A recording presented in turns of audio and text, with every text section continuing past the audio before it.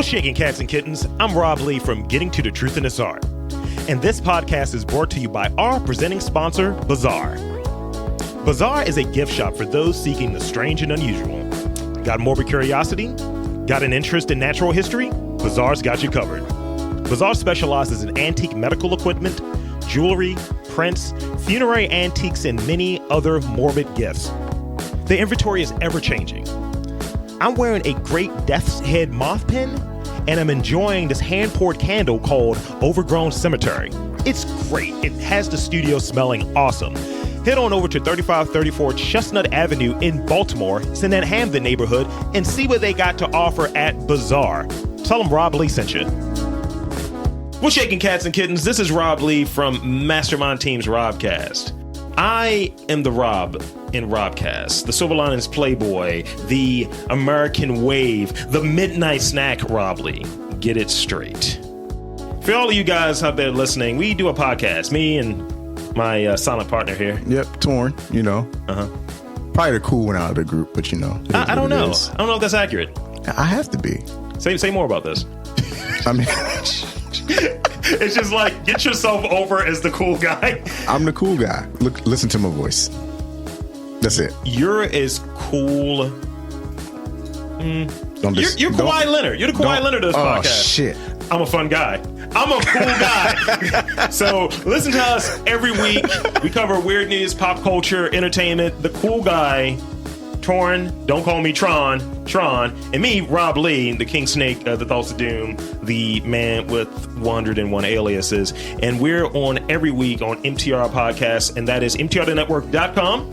That is on Apple, Spotify, everywhere podcasts are found. Those going to be MTR Podcasts. Look for us on YouTube and check us out on the Instagram account and Facebook, both at MTR Podcast. Check us out every Tuesday. New episodes are dropping. Subscribe today. Welcome to Getting to the Truth in This Art. I am your host, Rob Lee, and today's guest is artist, musician, producer. We have Girl You Crazy. Welcome to the podcast. What they do. I just want to say this though. I don't produce that much, but I still like to, throw that in there because I do be dabbling in music. But nah, it's your Girl You Crazy. You already know what's going on. Shout out to Mr. Rob.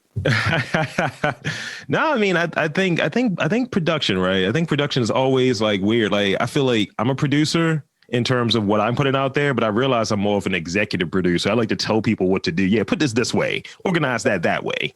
That's kind of how I operate. You know what? Fuck it, throw it under there. Can I curse? Yeah, spin it. Whatever. Be authentic.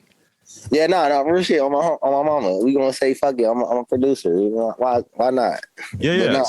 So without burying the lead, right? Let's talk about your work and your projects because, well, let's talk about your work starting off. So, I'm going to do my version of it, and I described it as to what you do and what you're about. But I think you can do a better job at describing what your work is about and like your musical style. So, if you will, please. Well, my musical style for me is more so just personal shit. I'm not the type to really get into shit that I don't live and shit.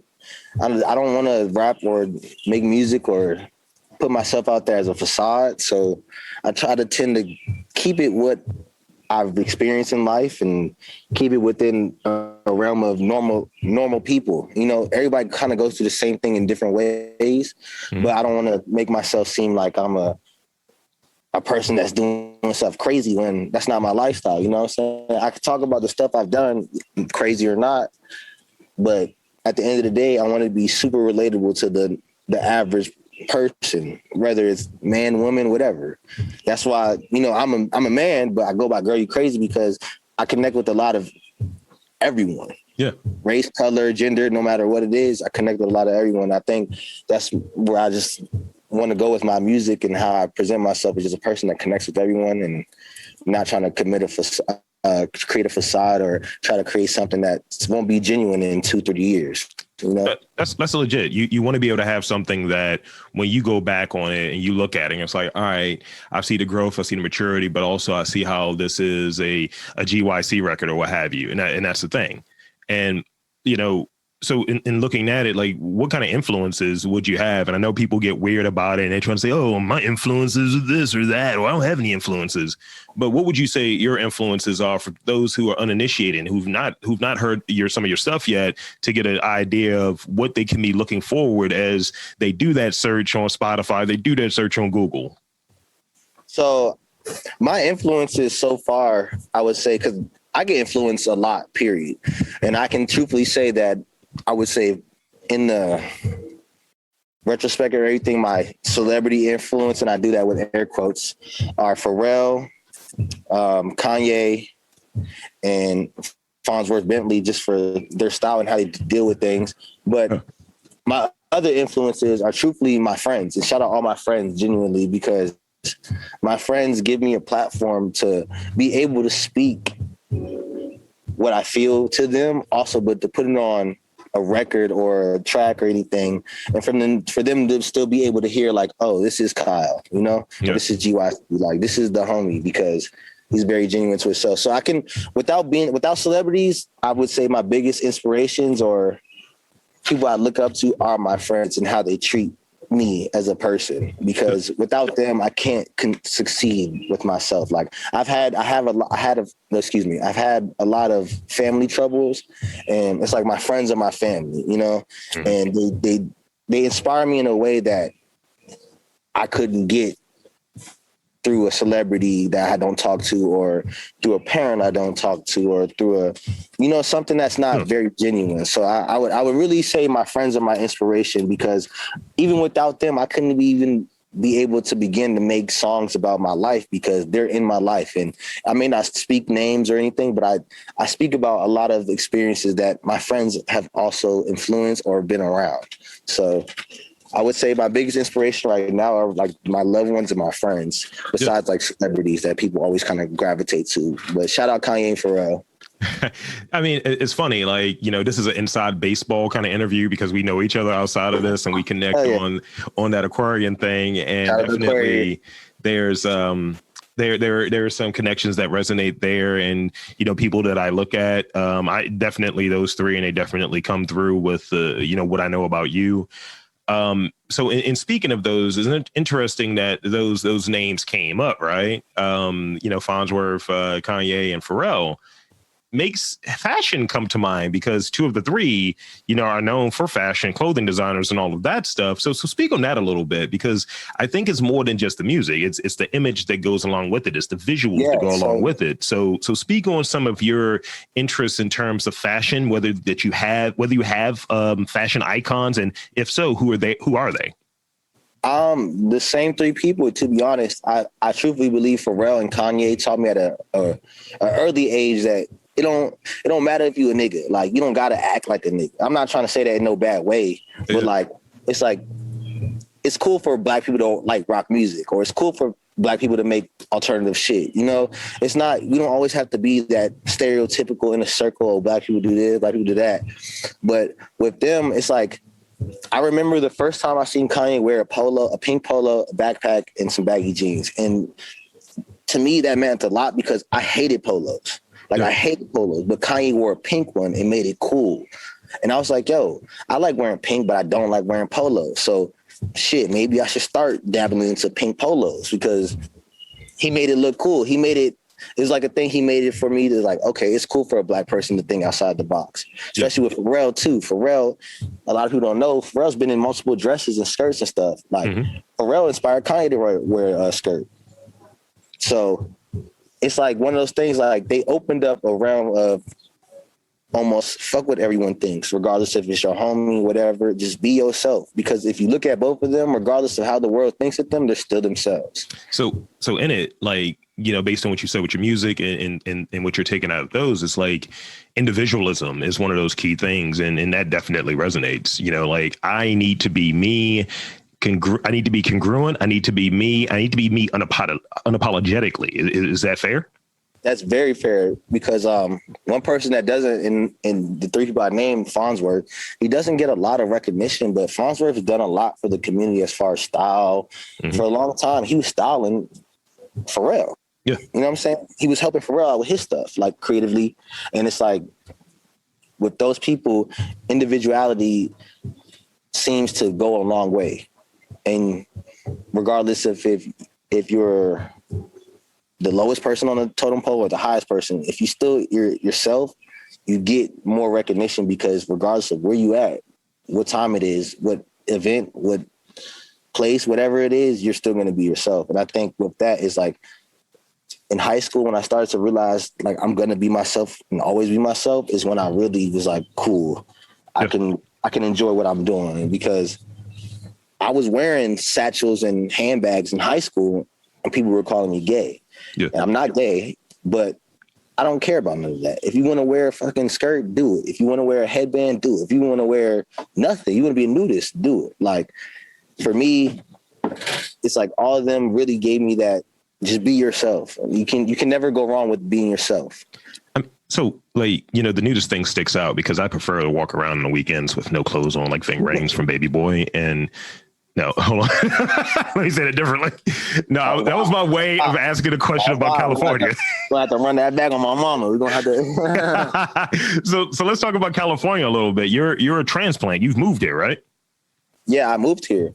I moved here at a young age to hoop and whatnot, and just, you know, I at the time when I moved here, it was for a different time in my life where I thought like, oh yeah, I gotta be a hooper. I gotta play sports. I gotta do this. Because mind you, I'm the only boy in my close family. So I have two sisters and a mom that I lived with basically all my life, or not all my life, for most of my life, and been around them most of my life. But for me, it was like, I'm always going to be this Cali dude in my heart. Like, I'm always going to be from Cali. I'm from Cali. Like nobody can ever take that away from me. Mm-hmm. So just coming out here, it was more so just for that. I think it was literally just more so just for try to start a life as a hooper or something, you know? Yeah. And just during that, I just found myself getting lost. Like, yeah, I enjoyed hooping, but it became a job that I wasn't enjoying. And everybody says you want to end up doing what you love as work because it doesn't seem like work. So when we would go to, random story, we would go to basketball games or other schools and shit, and I'd be the only nigga to dress up for a away game. You feel me? And it's like everybody was clowning me and whatnot. But at the end of the day, other coaches was coming up to me and talking to me because, like, oh, they respect that, you know, they understand that's, you know, that's me. Because, yeah, I was the only one to dress up, but I was the only one to drop 20 points and 10 assists. You feel me? Yeah. Like, it still just resonated with me, but you got to be left sometimes, right? Like, yeah, I remember when I have a similar thing, but not in athletics or anything, but more in I was in the scholarship program, and I know I was coming from a small school in Baltimore, going against Penn State, going against these big schools, Penn State, like North Carolina, UPenn, things like that, right? And, you know, I was like the only black guy there. And you've seen me. It's hard to hide me. I'm a large person. Oh, my mom, man. So I remember I go there and they're kind of joking I looked at them as competition, all the people who are in this program with me. And they're like, wow, you got the power tie here? You got the suit on? I was like, yeah, because you guys are competition. And I said it stone-faced. And they were like, oh, shit, he's serious. He definitely wants to be in this program. You know, we need to be aware of, you know, what's going on in Baltimore, this little, you know, Morgan State University and all.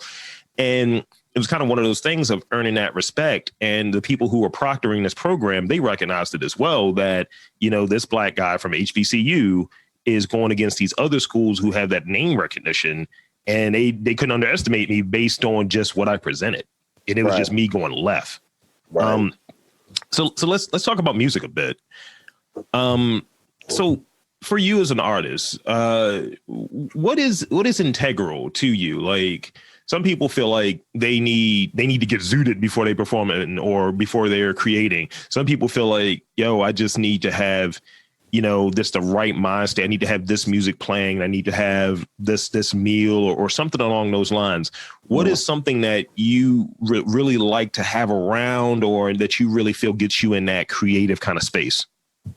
There's a few things. One of them is just, I don't write, so I like to really be in the moment. So a lot of the times when I do make my music, it's because I feel a way right then and there, and I have to express it in ways that I can't to the public in the moment. So it's like, if I feel angry or if I feel sad and I don't want to cry or yell, lash out, it's like, I need to go make a song. Like, I need to make something. It's like my release. Also, I need to have my homie Xavier's opinion just because his work ethic is crazy. Like, and to hear that as just a friend and another artist that's already doing beyond what I could expect for the time that he's doing it, and it's beautiful. It helps me get into that mode of like, regardless if it's a bad idea to others, it's still an idea and you need to get that out. So, well, ideas matter.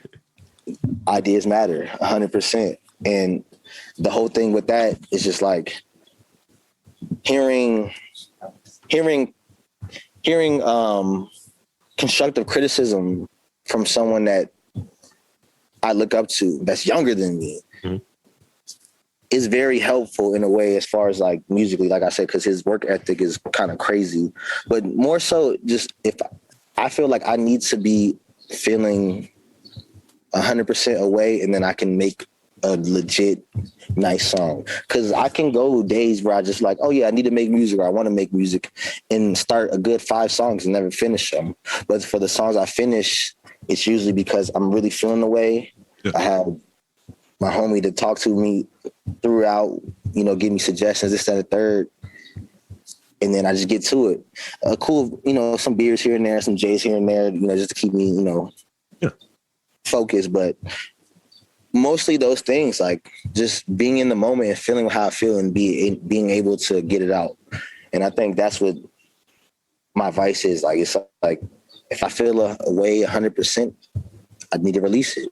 And the best way to release it is music, because once again, like I said before, like someone probably feels the way I felt and wanted to express it, don't know how, but if they can listen to my song that makes them feel like they express what they want to express through me, it's like, that's what gets them going. So your thing is you can't be encumbered by like just these parameters. You want to be able to do your stuff and be true to what you're trying to put out there, and expression's important. And I would imagine this is another thing that's important of being in a company of other creatives that you respect. So like Xavier Gibson, for instance, it's like you respect his opinion, you respect his work ethic. So when you're going through that process, your creative process includes like having that almost that vetting mechanism of like, I wonder what Xavier thinks on this. Yeah. And it means a lot, because like, even though we're so different, we're so alike when it comes to artistry, like, mm-hmm. And I mean that in the most vague way. Like, I don't want to say we like the exact same things, but what he doesn't like kind of can make me be like, oh, well, I like this, and let me try to make you like this, and vice versa, Mm-hmm. And over time, it starts to dwell like, damn, this does sound good, or this does work, or this does resonate with me now because I understand it. Yeah, that makes sense. So you talked about like always being a Cali dude, but let's flip it a little bit. So you're here, right? You're here in this Baltimore area, and it's funny, like, Baltimore has been on this period of a come up, and I think there's I think there's this thing. I think there's this thing where we take kind of 2 steps forward and 2 steps back, or what have you, and really it's not sustained. That's ultimately what I'm getting to. So as a person that's creating here, right, you could choose to say, you know what, that period of my life when I came here, that chapter is now closed. I can go to Philly. I can go to New York. What does it mean to you to be an artist that when someone's looking you up and they're seeing some of your work and they're like, oh, okay, this is a guy with connections to Baltimore, or this is a guy that's working with people who are in Baltimore? How does that feel to you? And how does it feel to be a part of the community of creators here? I really enjoy being a part of the creative scene here, because it's very disliked in its own way, as far as like, because, DMV, I don't really kind of associate like the difference between it, because I feel like they're all connected in so many ways, but like it's more so like this scene it's like the Baltimore scene is so disliked for some odd reason. I think it's just because the city's rap of what the news and whatever puts out, but Baltimore is so creative. I'm talking about like creative as fuck. Like it would blow your mind to step here one day and someone take you on to, if you knew somebody in the creative scene, you hung out with them one day, I promise you would not want to leave. And I feel like that's how it feels. Like it feels like there's so many people that are working very hard and doing things very genuinely here. Mm-hmm. But the outside world sees Baltimore as a rough place and this, that, and the third, that they don't get recognition. And it's one of those things like, I feel like I didn't get recognition within my own family sometimes, or just life period, for being myself. And a lot of Baltimore artists and creatives are just being themselves. Mm-hmm. It goes a long way. And I think that's what keeps me here and like really into the scene here, because everyone is genuinely trying to do something they enjoy, or at least for the people I've met in the scene. Yeah. A lot of them are doing it because they genuinely love it. Like some of the homies I know don't even do other things but make music and sit in the room all day and that's very genuine to me. Like there's not a lot of that, because niggas be thinking like, oh, I can go to Cali, I can meet so-and-so and so-and-so. A lot of Cali just within Cali is like who you know and who knows who, and can I get to this party where I think I'm gonna see Frank Ocean or Lil Wayne or something, you know what I'm saying? Yeah. And try to slide them or talk to them or be cool with them or drop it like, oh, I make music, but and they hate that shit, by the way. I do too. No, I really do too, though. Like, cause out here it's like you only gonna really interact with the people that are on the same wavelength, mm-hmm. you and the same level as thinking, as far as like seeing the bigger picture, and that's a lot of creative people that I know in Baltimore. They see the bigger picture. They don't need to sit back and wait for Louis to hit them up. They're making their own shit for Louis to see that they need to hit them up. And I think that's the thing. We're very, and the people that are in the scene here, very DIY, where it's like, look, I'm going to do this and I'm going to be true to what I want to do. And if you see it, cool. And I think the thing with it, it's very accessible. And I've learned that in doing this particular podcast and connecting with the different people, some who've moved in, some who've been here forever, and they're real people, which is one of those hallmarks of Baltimore. It's a city of real people. So if you run into someone that is making music or designing clothes or whatever the thing is, they are a real person. So you're going to see them at the Crown. You're going to see them, friggin' at Patros. You're going to see them at Stucco's. I'm just going to start naming very local places. So I think the accessibility is a thing here, that you can encounter people that they're just real people and you can easily just run into them, and, they're doing the same thing that you're probably doing. I think you can connect that way. And being in the scene here, if you're authentically doing good stuff, people are always looking. That's the thing. And that's the thing, though. Like, it's crazy because a lot of people don't know I make music. Mm-hmm. You know what I'm saying? And it's like I connected with people that I genuinely thought were genuine before, like hearing that they make music or hearing that they were in the scene. And, I just like their vibes and stuff. And it's like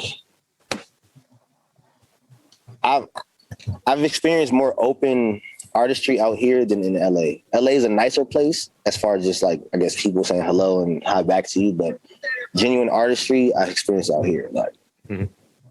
It's like, come to Baltimore and get that real shit. That's how I feel about it. Yeah, for sure.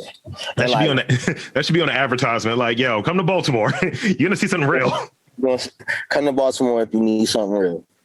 So let's talk about music before we wrap up and do that opportunity to shamelessly plug. So I got two questions, and one is, how do you respond to negative criticism about your work, or have your negative feedback in that creation process? Well, it's crazy that you asked that, because like I dropped music probably the first time, 2014, 2015 on SoundCloud. That the songs are still up there, but I haven't dropped anything since. But during that time, I've had performances, I've had other endeavors where people play my song and music. And it's crazy because the response that people usually give it when they don't know it's me is good. Mm-hmm. But then when they know it's you, it's like, let me try to criticize this in some way, mm-hmm. which can be detrimental to my mental sometimes, but it only it only really affects me fully if it's from someone that I trust with information or trust with their opinion. Like I have, like, you know, it's like one of the things I can ask my girl and she'll give me her honest opinion. You know, she hears the shit every day. She hears me making it. She, you know, she's there for the process. So sometimes she don't like it when she hear me making it, but then in the end process or when it's done, she's like, okay, well, I actually do like it now. Or with Xavier, like I'll send him something I think is great. He'll like give me criticism. And for me, the negative criticism is more so just advice. And as a listener, how's he taking it? Because he's in the music already. And the other good homie, YTK, that's another good Baltimore artist that's just doing great out here. Like he keeps it real with me. Like I'll send him something or I'll try to show him something off rip. Sometimes he'll be like, hey bro, like before you even send me this or here, just turn the volume down. Or, you know, it's like one of those things, like it's more so instead of negative criticism, it's constructive. But like, I don't think I've ever experienced someone being like, oh, this nigga's trash or your song suck or anything. Cause I haven't put anything out for anyone to really say or to me to build a fan base of haters. Cause with a lot of followers, you will get haters regardless. Cause I hate shit that people don't like just cause. You know what I'm saying? Just to be different. Like you like that. Sometimes I'll just be like, I don't, just cause I don't want to be like you, you know? Contrarian. Yeah. It comes with that when you like with your art.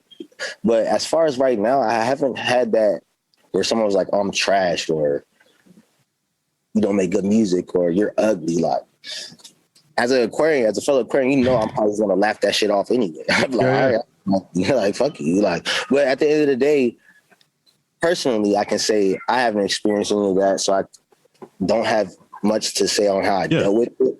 But like negative criticism only comes from my friends and it's never negative. It's just constructive. Yeah, you use it as energy to kind of improve because the source, you're judging the source. And I think that's a key component of what you're describing.